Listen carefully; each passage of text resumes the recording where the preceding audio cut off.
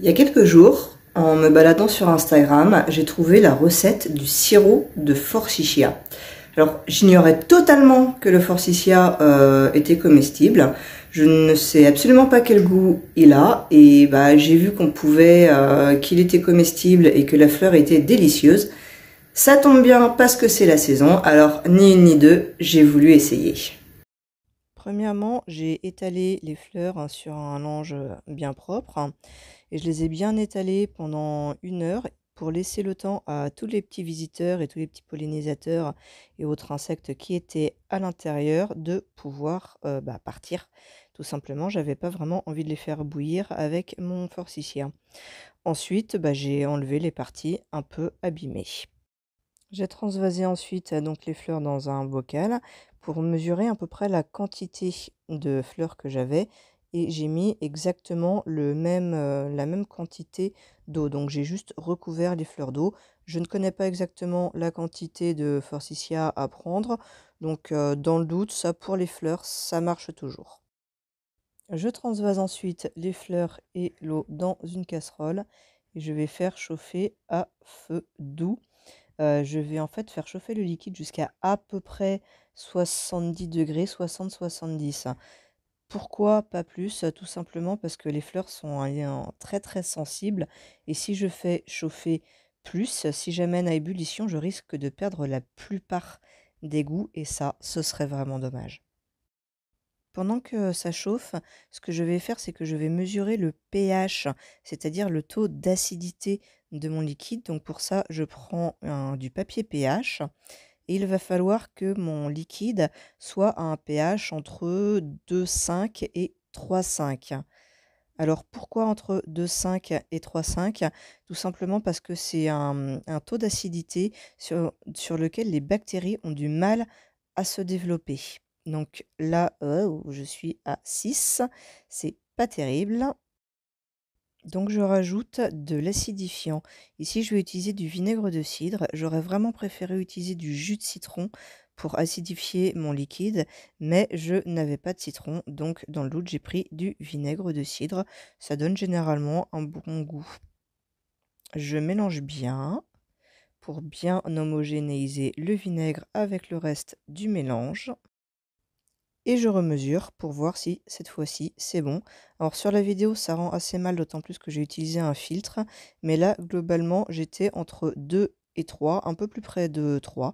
Donc c'est bon, mon mélange est assez acide pour une bonne conservation et surtout pour éviter les attaques bactériennes. J'utilise un thermomètre pour calculer à quelle température est l'eau.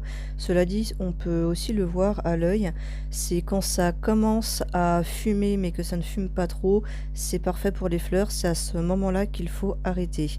Alors ici, on voit que globalement, j'arrive à 60 degrés. C'est bon pour les fleurs. Je vais pouvoir arrêter le feu. Je couvre et je vais laisser infuser tranquillement pendant à peu près un quart d'heure, 20 minutes. 20 minutes plus tard, je vais venir peser mon liquide et filtrer les fleurs. Je filtre à travers un tissu fin. Personnellement, j'adore les langes en coton bio parce que c'est vraiment très solide et comme c'est tissé très très fin, ça permet vraiment d'obtenir une filtration assez parfaite. J'ai à peu près 500 g de liquide, c'est-à-dire que je vais rajouter à peu près 500 g de sucre. Pourquoi 500 g? Pour la conservation. Le sucre est important, mais 1 pour 1, c'est-à-dire 500 g de liquide pour 500 g de sucre, ne permet pas une conservation parfaite.